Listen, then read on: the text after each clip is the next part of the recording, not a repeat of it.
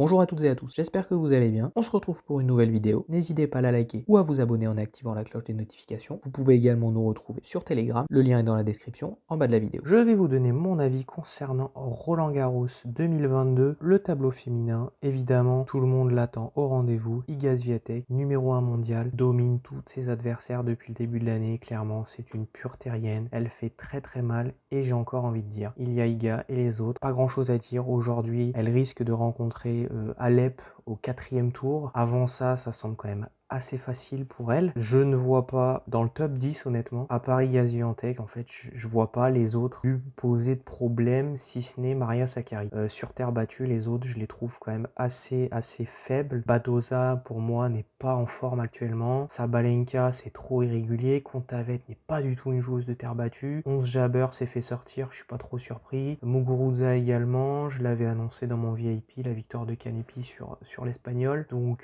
voilà, il va y avoir pas mal de surprises sur ce Roland-Garros jusqu'à la fin, mais bon, ça serait une grosse surprise si elle ne vient pas à gagner. En tout cas, voilà, je vous donne vraiment, évidemment, la grande favorite. Pour moi, derrière, on aura Pegula avec Kalinina qui peuvent faire quelque chose. Malheureusement, si elles font un bon début de tournoi, elles vont se rencontrer assez rapidement et ce sont deux très bonnes joueuses sur terre battue. Du coup, elles se rencontreraient au 2e tour, hein. Ça serait un peu dur malheureusement. Et après, je vois Kasatkina et Putintseva sortir en tout cas voilà, du lot et potentiellement aller chercher la 2e semaine. Aujourd'hui, voilà, dans le top 10, je ne vois pas de joueuse vraiment faire mal. On a peut-être une Bencic qui peut sortir du lot, mais au 2e tour, elle peut rencontrer une Andreescu qui revient plutôt en forme. Malheureusement, les Françaises vont vite se faire éliminer, encore une fois. Il n'y a personne en fait qui peut concurrencer le reste du tableau, hein, dans les Françaises, franchement, que ce soit Caroline Garcia, Mladenovic qui revient d'une longue absence, non, il n'y a rien. Paris face à Krejcikova, Osorio Serrano, Casortan, assez logiquement, Océane Dodin, qui était sur blessure face à Petkovic, malheureusement, si elle passe au 2e tour, elle risque de rencontrer Azarenka, même si elle n'est pas dans la forme de sa vie, ça peut être compliqué.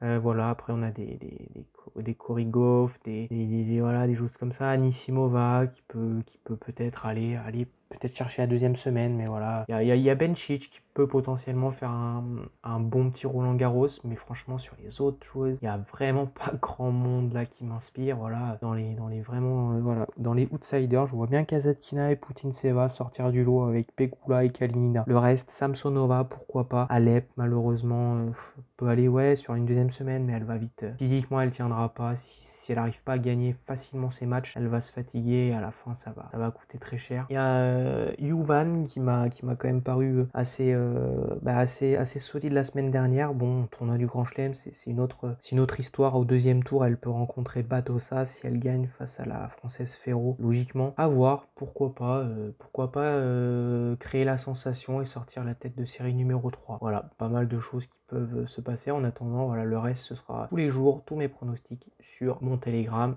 comme d'habitude. Concernant les hommes, comme vous le savez évidemment, hein, pareil, donc Novak Djokovic, toujours numéro 1 mondial. Alors là, il a une partie de tableau forcément en tant que tête de série numéro 1 relativement facile, jusqu'au 3e, 4e tour, où ça pourrait commencer à se gâter, hein, où derrière, on a en bas un Dimitrov qui est en forme, même si on sait que voilà, il n'arrivera pas à faire le poids face à Djoko. Schwartzmann, potentiellement, ce sont deux joueurs que je vois se rencontrer, Dimitrov et Schwartzmann au 3e tour. Assez logiquement, Auger-Aliassime n'est pas en forme actuellement, c'est pas son fort la terre battue, je le vois pas aller loin sur ce tournoi, peut-être passer 1 ou 2 tours et encore. Rafael Nadal, évidemment, le roi de la terre battue, petit souci à la cheville actuellement, donc comment va-t-il être? Il a quand même aussi une partie de tableau relativement, on va dire, simple. Bon, les joueurs qui sont abordables, on va dire, quand il est en forme. Là, moins en forme, finalement, ça rabat un peu toutes les cartes sur la table. Donc là, aujourd'hui, je peux vraiment pas me prononcer sur Rafa. J'espère qu'il arrivera à jouer son tennis. Mais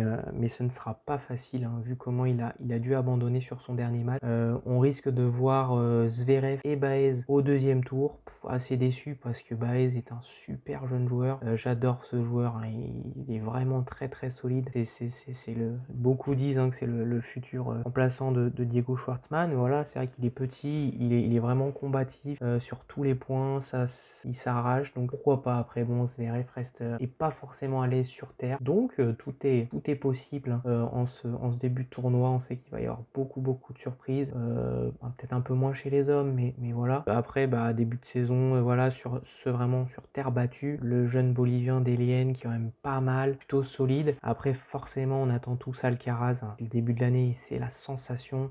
Donc pour moi, si on doit vraiment faire un classement, c'est Djoko, Alcaraz, Tsitsipas sont les 3 joueurs à surveiller de la terre battue, et que je vois évidemment aller en deuxième semaine assez logiquement, avec pourquoi pas Rafael Nadal. Après derrière, voilà, on a Hurkacz qui se débrouille pas trop mal sur la surface, mais on sait que quand il va arriver face au top 10, face à des spécialistes de la terre battue, ça va être vite très compliqué. Encore une fois, les Français vont assez rapidement se faire sortir, hein. Je ne vois pas un Français sortir du lot, hein, sachant qu'en plus Gaël, mon fils, a abandonné. Sur la partie basse de tableau, Medvedev, même si il revient d'une opération assez compliquée, et même s'il revient tout doucement, on voit qu'il a perdu à Genève face à Richard, assez logiquement, sur son premier match de la saison sur terre battue.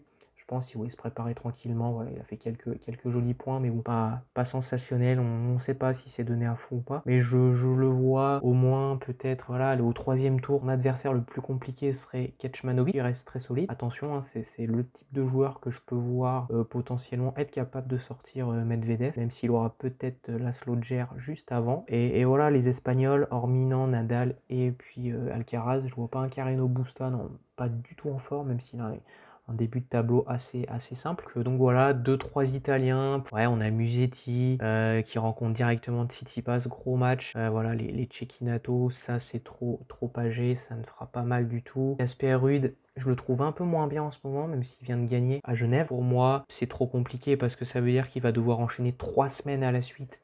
Et je pense qu'il s'est grillé tout seul. Même s'il rencontre son gars et potentiellement ça va être Fuvori ou Humbert au 2e tour. Alors ouais, c'est une partie de tableau assez simple. Il peut avoir potentiellement Sonego, Souza qui a fait une très belle semaine, hein. Malheureusement qui a perdu contre Rude en finale justement à Genève. Voilà, on a quand même pas forcément des bons joueurs, mais voilà, il n'y en a pas 50 non plus qui vont... Ouais, ça va vite partir, hein, dans les top joueurs aussi. Voilà, là j'ai vraiment fait le tour. Il y en a 4-5 qui sortent du lot. Évidemment, Djoko, pour moi là, même si on va dire c'est simple de le donner favori parce qu'il est premier au classement avec Alcaraz. Alcaraz, le problème c'est qu'il a jamais vraiment eu l'expérience des grands tournois au niveau du Grand Chelem pour aller très loin. Ça va être un beau combat avec là-dedans on peut voir un Tsitsipas se mêler à la bagarre. Ça peut être intéressant. Donc voilà, moi ça sera vraiment les 3 joueurs à surveiller. Et puis comme d'habitude, hein, voilà, j'ai en outsider ouais, un Diego Schwartzmann, Dimitrov, Baez, et puis le petit Bolivien que j'ai donné vainqueur aujourd'hui face à Dominic Thiem, qui est vraiment pas mal. Mais malheureusement, ils vont rencontrer des gros joueurs assez rapidement, donc ça peut être vite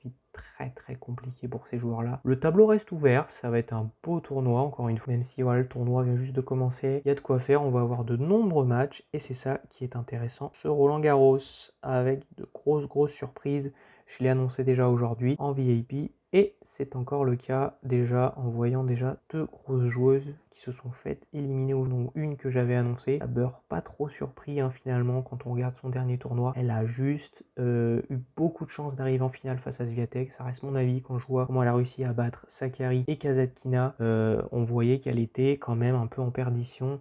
Et elle s'est pris une gifle face à Swiatek, ce qui est assez logique, mais derrière elle s'est mise la pression, et voilà, elle voulait tellement bien faire, absolument arriver en 2e semaine, et au final elle ne passe pas le premier tour. Et je vous le dis, chez les femmes, eh ben, il y a 80% des joueuses qui sont dans le top 10 qui ne seront pas sur la 2e semaine. Faites très attention parce qu'elles vont avoir des petites cotes à 1,20, 1,30, et ce ne sera pas du tout du safe, donc attention à vos mises et aux matchs que vous allez choisir. Ce sera tout pour les pronostics du jour. Encore une fois, n'hésitez pas à lâcher un petit pouce bleu, à vous abonner en activant la cloche des notifications et à nous retrouver sur Telegram. Moi je vous dis à très vite pour une nouvelle vidéo. Bye bye.